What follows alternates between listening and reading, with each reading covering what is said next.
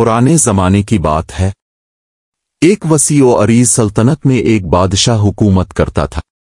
दौलत, फौज और शान व शौकत में उसका कोई सानी न था। महल इतने ऊंचे के बादल उनकी छतों को छूते, खजानों में सोना चांदी यूं भरा था जैसे समंदर में पानी।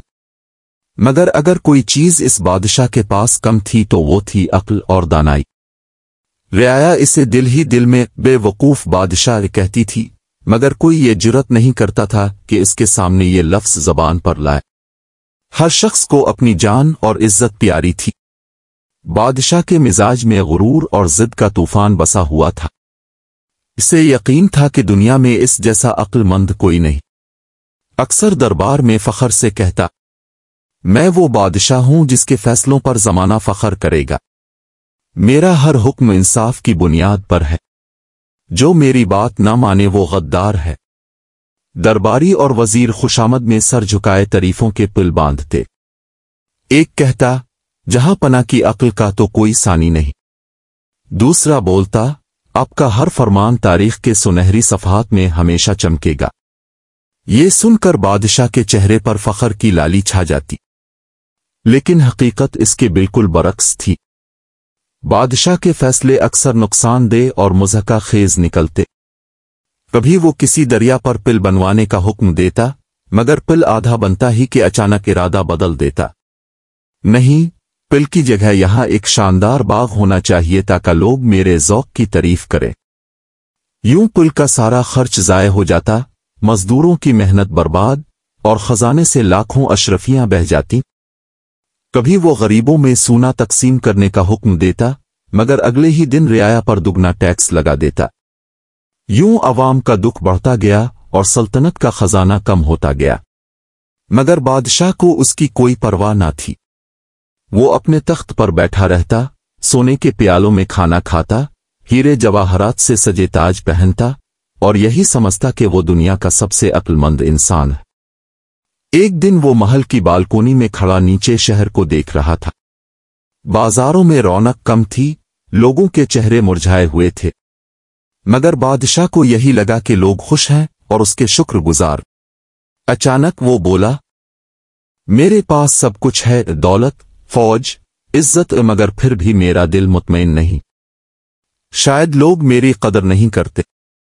मुझे कोई ऐसा काम करना चाहिए कि मेरा नाम हमेशा तारीख में जिंदा रहे। दरबार में बैठे वजीरों ने फौरन खुशामदी अंदाज में कहा, जहां पना, आपकी सोच आसमानों से बुलंद है। जो काम आप करेंगे, दुनिया इसे सदियों याद रखेगी।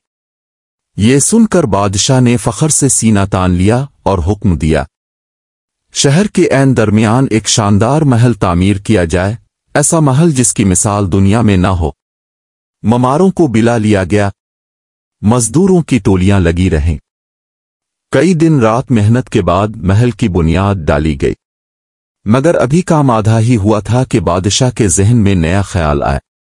नहीं, महल नहीं, यहां एक अजीम गोदाम बनाया जाए ताकि लोग देखें कि मेरे खजाने कितने भरे हैं। वजीरों ने फौरन कहा, वाह, जहां पना, ये तो बेमिसाल ख्याल है। दुनिया में किसी बादशाह ने ऐसा नहीं सोचा। यूं महल का सारा काम मुनहदिम कर दिया गया और गोदाम बनाने की तैयारी शुरू हुई। मगर कुछ हफ्तों बाद बादशाह ने फिर इरादा बदल दिया। अब यहां ना महल चाहिए, ना गोदाम, यहां एक झील खोदी जाए ताकि दुनिया कहे कि हमारा बादशाह कुदरत का दिलदादा है। मजदूरों ने हैरान होकर एक दूसरे को देखा, मगर हुक्म बादशाह का था, इनकार कैसे करते। यूं एक बार फिर मेहनत ज़ाय हुई, खजाना बर्बाद हुआ और रियाया की उम्मीदें टूट गईं। अब लोग दिल ही दिल में कहने लगे, ये बादशाह हमें भूखा मार देगा। उसे ना अक्ल है ना रहम। शहर में बेचैनी फैलने लगी। उन्हीं दिनों एक दरवेश शहर में आया। एक सफेद दाढ़ी वाला, नूरानी चेहरे वाला बुजुर्ग। इसकी बातों में नरमी थी, आंखों में सुकून और ज़बान पर हमेशा अल्लाह का जिक्र। लोग उसके गिर्द जमा होने लगे। जो गमज़दा होता, इसके पास आकर सुकून पाता। दरवेश सबको सब्र और दुआ की तलकीन करता। ایک دن کچھ لوگ اس کے پاس آئے اور عرض کی، بابا جی، ہمارا بادشاہ نادان ہے، روز نئے حکم دیتا ہے، محنت ضائع ہوتی ہے، خزانہ لٹتا ہے اور ہم پر ظلم بڑھتا جا رہا ہے، آپ ہی کچھ کیجئے، اسے سمجھائیے۔ درویش نے مسکرا کر کہا، بیٹا، اللہ ہر چیز کا مالک ہے، کبھی کبھی بادشاہ کے دل کو بدلنے میں وقت لگتا ہے، میں کوشش ضرور کروں گا۔ اگلے دن وہ سیدھا محل کے دروازے پر جا پہنچا۔ پہرے داروں نے اسے روکنے کی کوشش کی، بزرگ، یہاں عام آدمیوں کا آنا منع ہے، ہمارے بادشاہ کے پاس وقت نہیں تم جیسے فقیروں کے لیے۔ درویش نے نرمی سے جواب دیا، میں کسی چیز کا طالب نہیں، صرف بادشاہ کو نصیحت کرنا چاہتا ہوں۔ پہرے دار ہنسنے لگے، ہمارا بادشاہ دنیا کا سب سے عقل مند شخص ہے، اسے تمہاری نصیحت کی کیا ضرورت؟ مگر درویش خاموشی سے کھڑا رہا۔ اتفاق سے بادشاہ محل کے صحن میں آیا اور اس بزرگ کو دیکھا، پوچھا، یہ کون ہے؟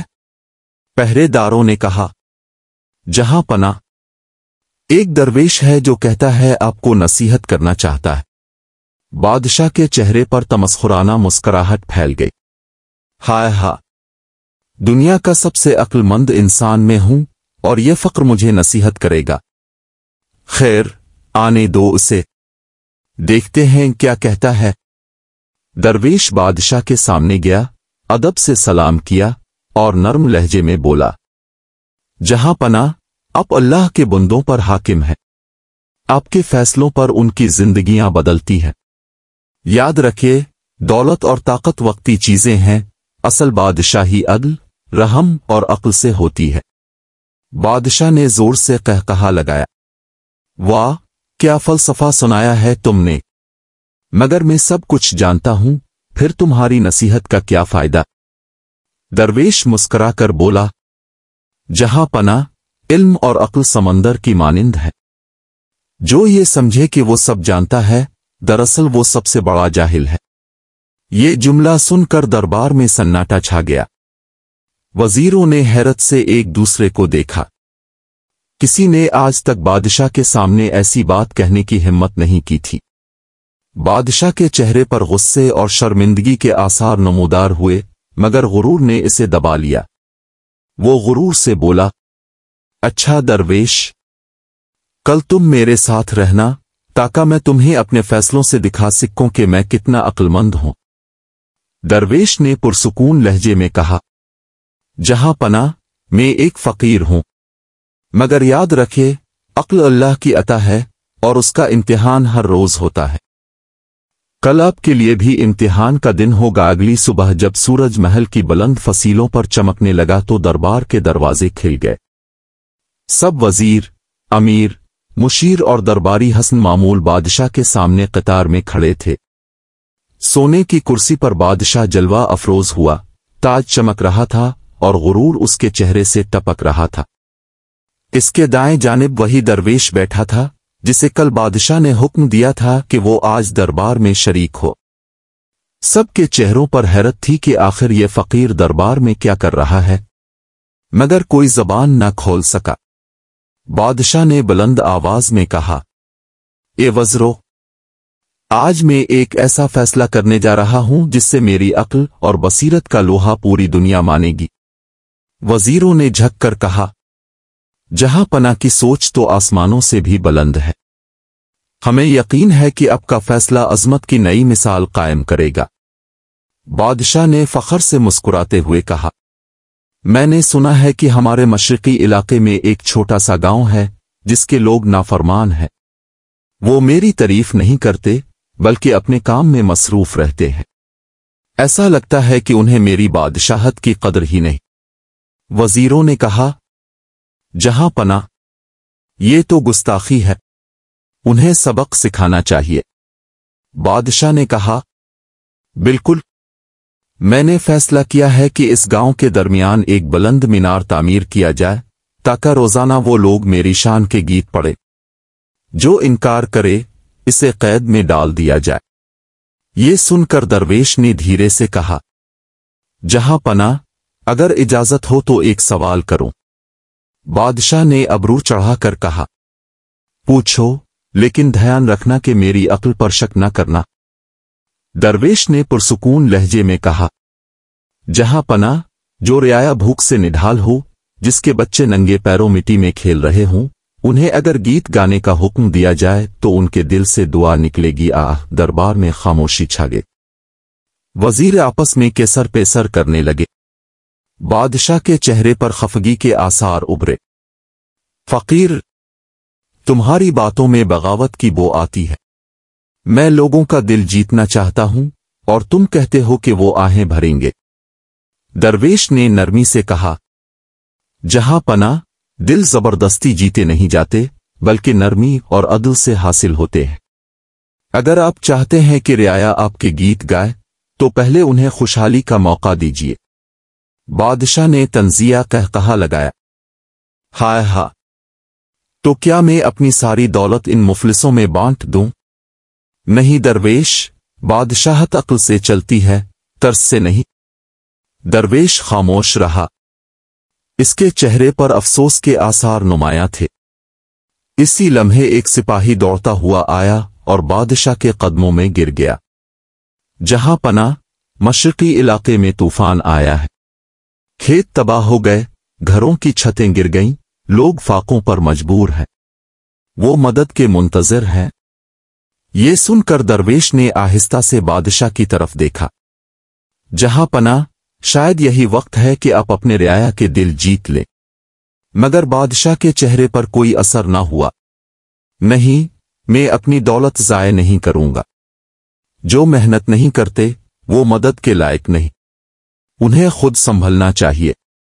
दरबार में कुछ वजीरों ने दबे अल्फाज में कहा, जहां पना, अगर आप मदद नहीं करेंगे तो रियाया नाराज हो जाएगी। बगावत हो सकती है। बादशाह ने गुस्से से चीखा, मैं बगावत से नहीं डरता। अगर किसी ने सर उठाया तो इसका अंजाम इबरतनाक होगा। दरवेश ने आह भरी और बोला, जहां पना, दरख्त जब हद से ज्यादा सख्त हो जाए तो तेज हुआ इसे तोड़ देती है। इक्तदार भी दरख्त की मानिंद है, अगर नरमी ना हो तो जिल्द गिर जाता है। बादशाह ने तैश में आकर कहा, बस, मैं तुम्हें कल तक का वक्त देता हूं दरवेश। अगर तुम मेरी दानाई को तस्लीम न कर सके तो तुम्हें सल्तनत से निकाल दिया जाएगा। दरवेश ने सर झुकाया और बोला, जहां पना, फैसला आपका है, मगर अंजाम वक्त करेगा। इस रात बादशाह के महल में सुकून न था। इसके जहन में दरवेश की बातें गूंज रही थीं। दिल जबरदस्ती जीते नहीं जाते। दरख्त जब सख्त हो जाए तो टूट जाता है। मगर गुरूर ने उसे सोचने ना दिया। ये फकीर किया जाने हुकूमत क्या होती है। मैं अक्लमंद हूं, मैं सब जानता हूं।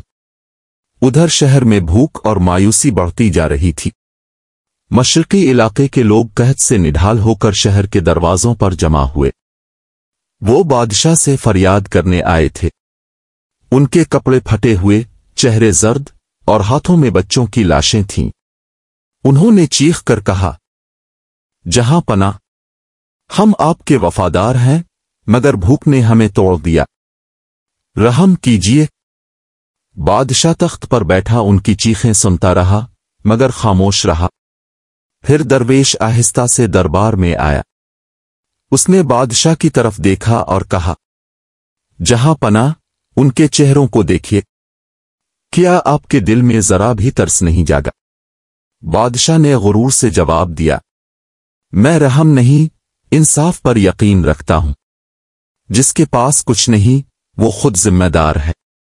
दरवेश ने सर हिलाया और कहा, जहां पना, जब इंसाफ रहम के बगैर हो तो जुल्म बन जाता है, और जब जुल्म बढ़ जाए तो बादशाहत डूब जाती है। ये अल्फाज बिजली बनकर बादशाह के दिल में गिरे, मगर वो चुप रहा। दरबार में एक तवील खामोशी छा गई। इसी दौरान आसमान पर बादल गरजने लगे। तेज हुआ चली और कसर शाही की खिड़कियां झुनझुनाने लगें। एक जोरदार आवाज के साथ महल की सबसे ऊंची दीवार गिर पड़ी। सब दरबारी खौफ ज़दा हो गए। दरवेश ने आसमान की तरफ देखा और बोला, जहां पना, कुदरत ने इशारा कर दिया है। जो गुरूर से भर जाए, इसे जमीन याद दिला देती है कि वो भी मिट्टी का बना है। बादशाह के लब थरथरा गए, मगर वो बोला कुछ नहीं। इसकी आंखों में पहली बार खौफ झलका। दरवेश ने आहिस्ता कहा, जहां पना, कल सूरज तुलू होने से पहले अब के लिए एक फैसला उतरेगा, या तो रहम की राह चुनेंगे। तबाही की रात गहरी हो चुकी थी। महल की रोशनियों के दरमियान बादशाह अकेला अपने कमरे में बैठा था। हर तरफ सन्नाटा छाया हुआ था, मगर उसके दिल में एक अजीब बेचैनी थी।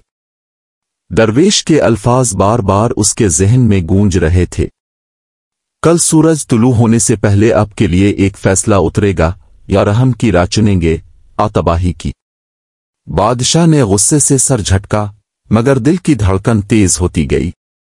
वो खिड़की के पास गया, नीचे शहर को देखा। सड़कों पर अंधेरा, घर वीरान, कहीं कहीं रोशनी के बजाय आग के शोले भड़क रहे थे। लोग भूख और गुस्से से जलते दिलों के साथ महल की तरफ बढ़ रहे थे। वो चीखा, ये रियाया मुझसे बगावत कर रही है। मैं इन सब को सबक सिखाऊंगा। उसने फौरन अपने सिपा सालार को बुलाया। फौज को हुक्म दो कि जो भी बगावत करे, इसे कैद कर लिया जाए।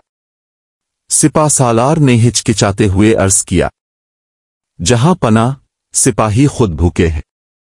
खजाने में तनख्वाह देने के लिए सोना नहीं बचा। अगर हम उनसे लड़ने को कहीं, तो वो भी रियाया में शामिल हो जाएंगे। बादशाह के हाथ से प्याला छूटकर जमीन पर गिर गया। क्या तुम कहना चाहते हो कि मेरी सल्तनत मेरे हाथ से निकल जाएगी? सिपा सालार ने खामोशी से सर झुका लिया। अचानक एक जोरदार धमाका हुआ। महल के दरवाजे पर रियाया का हुजूम जमा हो चुका था। लोग फरियाद के साथ नारे लगा रहे थे, हम इंसाफ नहीं, रोटी मांगते हैं।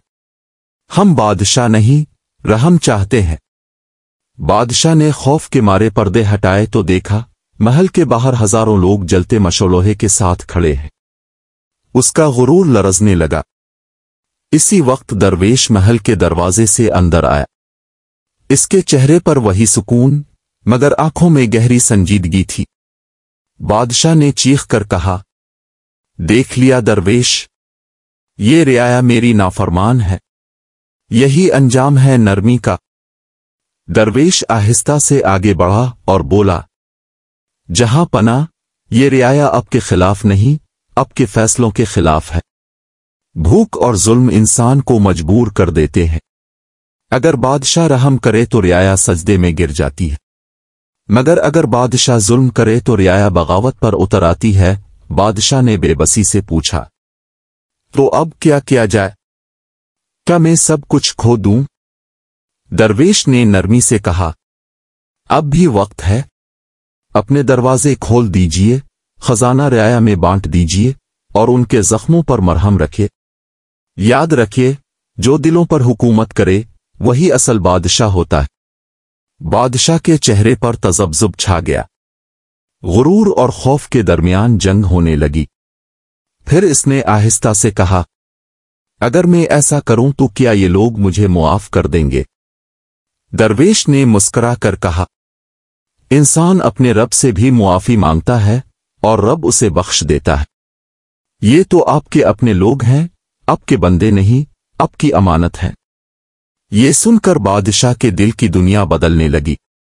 वो उठा, तख्त से नीचे उतरा और कहा, चिल्लू दरवेश, मेरे साथ। आज मैं उनके दरमियान खुद चिल्लूंगा। सूरज तुलू होने से पहले बादशाह पहली बार महल से बाहर निकला।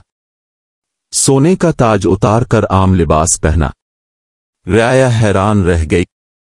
वो जो कल तक कहर की अलामत था, आज उनके सामने आजिजी से खड़ा था। उसने बुलंद आवाज में कहा, मेरे अजीजों, मैं तुम्हारा कसूरवार हूं। मैंने तुम्हें भूख, खौफ और दुख दिया, मगर आज मैं वादा करता हूं कि यह सल्तनत तुम्हारी खुशी के बगैर नहीं चलेगी। जो कुछ खजाने में है वो तुम्हारा हक है। फिर इसने हुक्म दिया कि गोदामों के दरवाजे खोल दिए जाएं। अनाज, कपड़े, दवाएं सब रियाया में तकसीम की जाएं। लोगों की आंखों से आंसू बहने लगे।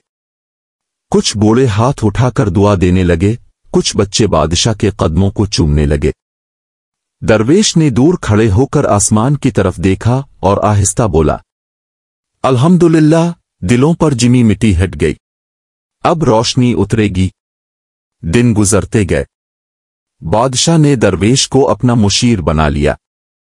इसके फैसलों में नरमी, अदल और अक्ल आ गई। सल्तनत में खुशहाली लौटने लगी।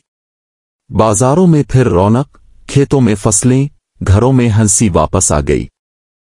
एक दिन बादशाह ने दरवेश से पूछा, बाबा जी, मैं अब समझ नहीं पाता कि वो गुरूर वाला इंसान में था या कोई और।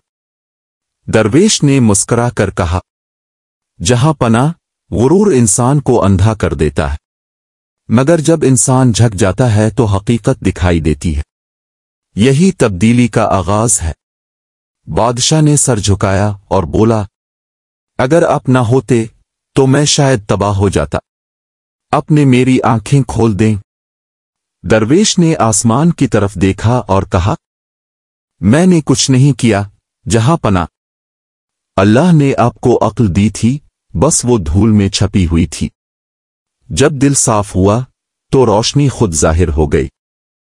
इसी लम्हे महल के बाहर अजान की आवाज गूंजी।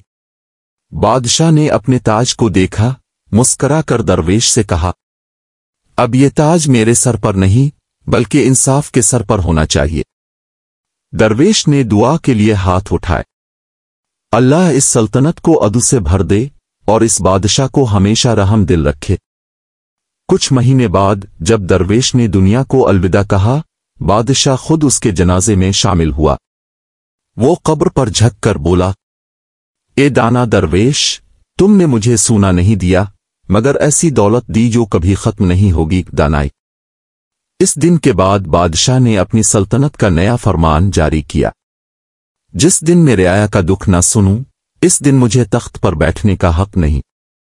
यूं वो बेवकूफ बादशाह तारीख में आदिल बादशाह के नाम से मशहूर हुआ और दरवेश की दानाई सदियों तक इस सल्तनत के कानून का हिस्सा बन गई। सबक: हुकूमत तलवार से नहीं, दिलों से कायम होती है और दिल सिर्फ अदल, रहम और अक्ल से जीते जाते हैं।